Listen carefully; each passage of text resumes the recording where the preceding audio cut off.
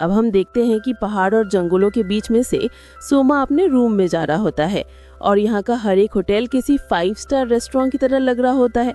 तो हमारा रूम भी शायद ऐसा ही होगा, लेकिन हम देखते हैं कि हमारा जो रूम होता है वो किसी खंडहर की तरह होता है और पत्थर की कासल जैसा हमारा होम स्टे होता है। पर यहाँ पर हमें क्या मिलेगा वो तो सिर्फ हमें भगवान ही जानते हैं।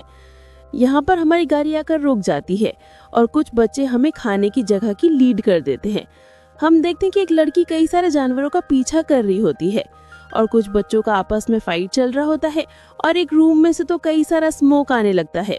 और तभी हमारी मुलाकात यहाँ के सुपरवाइजर फूमियो डमाइडो से हो जाती है और फूमियो कहती है कि रूल्स के हिसाब से अब हमें यहाँ पर खाना बनाना पड़ेगा, लेकिन हमें ऐसे किसी रूल के बारे में पता नहीं होता है क्योंकि जिस पेपर में रूल को लिखा गया था उसी पेपर को हमने रास्ते में घुमा दिया था और रूल्स के हिसाब से यहाँ पर आने के साथ ही हमारा पहला काम खाना बनाना होता है और इसका सामान हमें खुद ही लाना पड़ता है।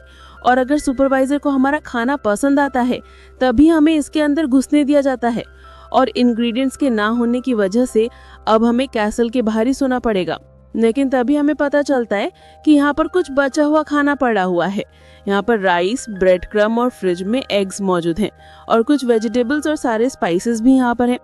और सोमा कहते हैं कि इनकी मदद से ही वो अपने खाने को तैयार कर लेगा। फूमियो कहती है कि उन्होंने अपनी लाइफ में कई सारे डिशेस को खा रखा है, लेकिन उन्हें नहीं लगता कि हमसे खाना बन पाएगा। हम कैबेज को काट कर एग को तैयार कर लेते हैं और इन्हें थोड़ा सा फ्राई करके सूप को बनने के लिए देते हैं। अब इस एग, ब्रेड क्रम और प्याज को एक साथ मिक्स करके सॉल्ट पेपर को मिला के कुछ और नॉर्मल चीज़ों का यूज़ करके फ्राई करने के बाद हमारा मैक्रो बर्गर बन चुका है। और फूमियो सोचती है कि सिर्फ इन बेकार की चीज़ों के साथ कोई खाना कैसे बना सकता है, लेकिन इसे ट्राई करने के बाद उनके पूरे शरीर में बिजलियां दौड़ने लगती हैं और स्पेशल सूप को खाकर उन्हें समुद्रों की याद आने लगती है और कहती है कि हमारे पास तो फिश नहीं है, तो यहाँ पर फिश का टेस्ट कैसे आ रहा है। आपको याद होगा कि शुरुआत से हमारे मुंह पर एक स्क्विड का टुकड़ा मौजूद था और उसी को बॉईल करने की वजह से यहाँ पर ऐसा टेस्ट आ पाया है। अब इन सारी चीजों को खाने के बाद फूमियो के अपने बचपन के दिन याद आने लगते हैं, जहाँ पर फूमियो अपने बॉयफ्रेंड के साथ समुद्र किनारे बैठी हुई होती है और फूमियो कहते हैं कि क्या तुम मेरे साथ वो करना नहीं चाहते, लेकिन हम दोनों तो यहाँ पर इसीलिए आए थे ना। लेकिन वो रियल लाइफ में सोमा को किस करने के लिए जाती है, जिसके बाद हमें यहाँ पर रहने का परमिशन दे दिया जाता है और फूमियो सोचती है कि इस साल कुछ इंटरेस्टिंग कॉन्टेस्टेंट आए हुए हैं। दूसरी तरफ मेगुमी बाथ में नहा रही होती है और वो हमारे हरकतों को याद कर कर फिर से ट्रॉमा में जा रही होती है, लेकिन तभी सोमा उसी के बाथ में पहुंच जाता है। अभी हमारा पहला रात होता है कि हम अपने डैड और दुकान के बगैर सो रहे हैं और ये जगह बहुत ही शांत लग रहा होता है, लेकिन तभी छत से एक बंदा आ जाता है और हमें एक रूम में इन्वाइट कर लेता है। इस रूम में कई सारे अलग अलग बंदे होते हैं जो कि आपस में बात कर रहे होते हैं, लेकिन जिसका ये रूम होता है वो बहुत ही फ्रस्ट्रेटेड होता है। लेकिन मेगू में बहुत ही एम्बैरेसमेंट हो जाती है क्योंकि वो भारी पतली नहीं बन जाती है और तभी सासाकी हमें एक अजीब तरीके के ड्रिंक को पिलाने लगती है और सतोशी और आउकी हमारे लिए खाना लेने के लिए जाता है और तभी ये सब लोग काउंसिल टॉप 10 के बारे में बात कर रहे होते हैं, लेकिन सुमा को इसके बारे में कोई आइडिया नहीं होता है। टोचो की काउंसिल में 10 हाईएस्ट रैंक के मेंबर मौजूद होते हैं और स्टेज सीधा डायरेक्टर के नीचे आता है, जिसका मतलब है कि वो ये सब लोग मिलकर किसी भी रूल को क्रिएट कर सकते हैं और सारे टीचर्स को भी इन रूल को फॉलो करना पड़ेगा।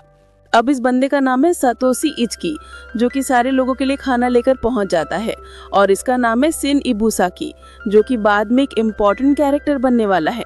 और तभी इचकी कहते हैं कि हम सब लोग यहाँ पर दोस्त हैं, हम सभी को एक साथ रहना चाहिए क्योंकि कोई किसी का दुश्मन नहीं है, और कहता है उसे रात में सभी को कॉल करने में मजा आता है।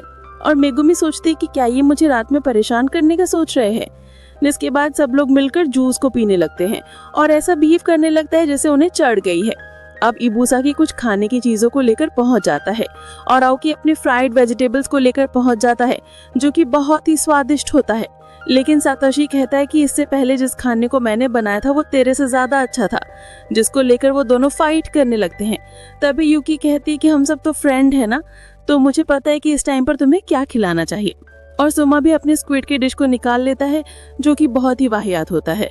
अब इसी तरीके से मजा करते हुए सारी रात यहाँ पर बीत जाती है।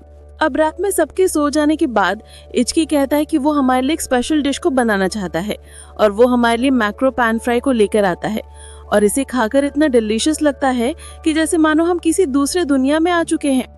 और तभी हिचकी जाता है कि वो टोत्सुकी की टॉप 10 में से नंबर 7 पर आता है। और उस टाइम पर उसने हमारे भाषण को सुना था, जिस वजह से वो हमारे खाने को एक बार ट्राई करना चाहता है। अब हम सब